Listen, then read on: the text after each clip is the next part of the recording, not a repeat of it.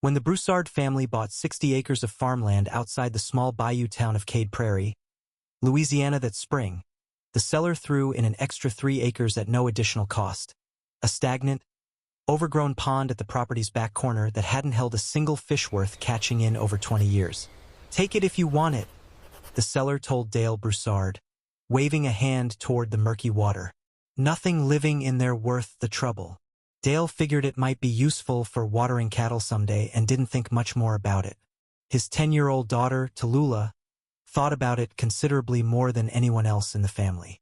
She started walking down to the pond most afternoons that first summer. Sitting quietly at its muddy edge with a notebook she'd started keeping for reasons she couldn't fully explain even to herself, and by the second summer, she'd documented something living in that supposedly empty water that state wildlife biologists would eventually describe as one of the most significant freshwater turtle discoveries in the region in over a decade. If stories about a child's patient curiosity and the surprising things hiding in places everyone else has already given up on matter to you, this is exactly the kind of story we tell every week. Go ahead and hit subscribe so you don't miss the next one. And if this story moves you, tap that like button before you go. It genuinely helps this small channel find the people who care about stories like Tallulah's. Now let's find out what Tallulah really found at the bottom of that empty pond, and why it mattered more than anyone in Cade Prairie could have guessed. Cade Prairie sits in the low, water-threaded bayou country of southern Louisiana, a landscape where ponds, sloughs, and slow-moving waterways connected and disconnected from the broader river system in complicated, shifting patterns that most people who'd lived there their whole lives never thought much about beyond whether a given body of water held fish worth catching. The pond on the Broussard family's new property had, according to the previous owner's own account, been effectively cut off from any connecting waterway for at least 2 decades, choked with vegetation and considered, by every practical measure the seller cared about, entirely worthless. Tallulah was the middle child of 3, quieter than her older brother and considerably more patient than her younger sister. The kind of child who'd always gravitated toward slow, careful observation over the noisier activities her siblings preferred.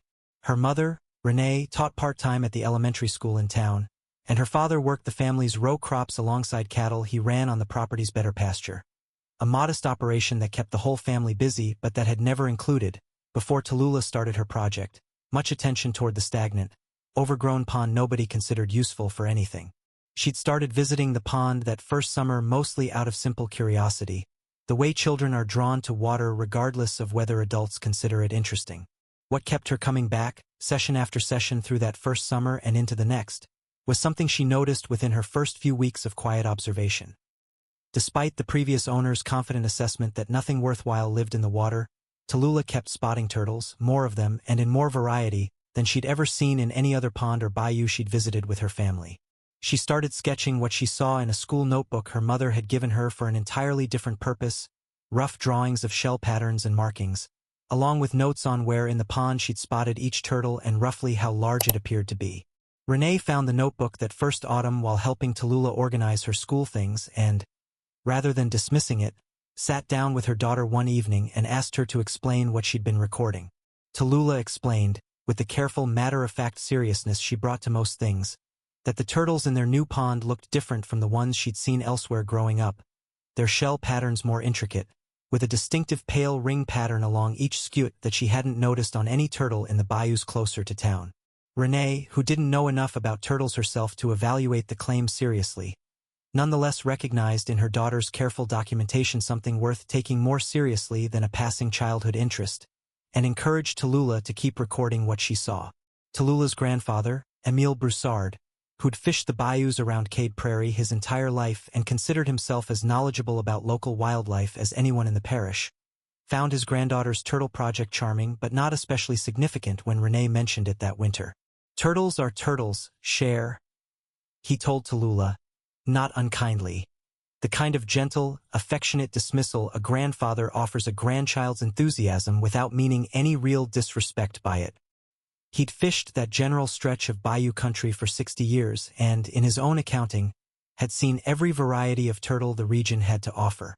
Word of Tallulah's pond project moved through the small Cade Prairie community the way most things did in a town that size, through church, through the feed store, through casual conversation among people who'd known each other their whole lives.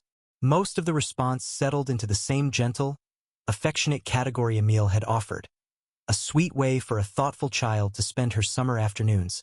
Charming, but not something the adults around her felt any particular need to investigate further. Tallulah kept documenting anyway, through that second summer, refining her notes with a precision that impressed her fourth-grade teacher enough that the woman suggested that following school year, Tallulah enter her turtle observations in the parish's annual student science fair, an event Tallulah had never previously considered participating in but agreed to somewhat reluctantly at her teacher's encouragement. Preparing her science fair project that winter pushed Tallulah to research turtle identification more seriously than her casual pond visits had required, working through library books and, with her mother's help, several online field guides to Louisiana's native turtle species. What she found, comparing her careful sketches and photographs against documented species descriptions, was that the distinctive pale ring pattern she'd noticed on her pond's turtles didn't match any commonly documented species in the region cleanly. A discrepancy that, rather than discouraging her, made her considerably more determined to figure out exactly what she was looking at. Her science fair project that spring, presented with the same careful thoroughness she'd brought to 2 full years of pond observation, caught the attention of one of the judges, a retired biology teacher named Corinne O'Coin who'd spent her own career teaching local ecology and had maintained, since retiring, an active connection to the state wildlife and fisheries department through volunteer survey work. Corinne examined Tallulah's detailed sketches and photographs with considerably more professional interest than the other judges, recognizing something in the shell pattern documentation that she couldn't immediately place herself but that struck her as genuinely unusual rather than simply a child's imprecise observation. Corinne contacted a colleague at the state wildlife and fisheries department that April, a herpetologist named Dr. Andre Fontenot who specialized in the region's native turtle populations, and arranged for him to visit the Broussard property directly that May, largely on the strength of Corinne's own professional confidence that Tallulah's documentation, however unofficial, deserved a proper expert assessment rather than dismissal. Dr. Fontenot spent an entire afternoon at the pond that May, working alongside Tallulah, who guided him to the specific areas where she'd most consistently observed the turtles she documented, and using proper survey equipment to capture and examine several specimens directly. What he found, cross-referencing the specimen's shell patterns and physical characteristics against the state's documented turtle population records, confirmed and considerably expanded on what Tallulah's careful 2 years of observation had already suggested. The pond's isolation, cut off from the broader bayou and river system for at least 2 decades according to the previous owner's account, and likely considerably longer based on the vegetation patterns Dr. Fontenot assessed, had preserved a genetically distinct population of a regionally rare turtle subspecies, one that state records showed had been documented at only a handful of isolated sites across the broader region, most of those sites showing declining populations due to habitat, connectivity loss and predation pressure that an isolated pond, paradoxically, had helped this particular population avoid. Dr. Fontenot explained to the Broussard family, gathered in their kitchen that evening after his survey, that isolated ponds like theirs sometimes preserved exactly this kind of ecological time capsule, a population that had been geographically cut off from the broader river system long enough to develop distinct characteristics while being protected by that same isolation from some of the pressures affecting more connected populations elsewhere.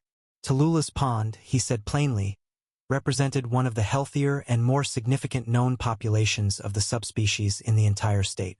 Emile Broussard, present for that kitchen conversation, sat quietly through most of Dr. Fontenot's explanation before finally speaking. "I told her turtles are turtles," he said, looking at his granddaughter with an expression considerably more serious than his earlier gentle dismissal.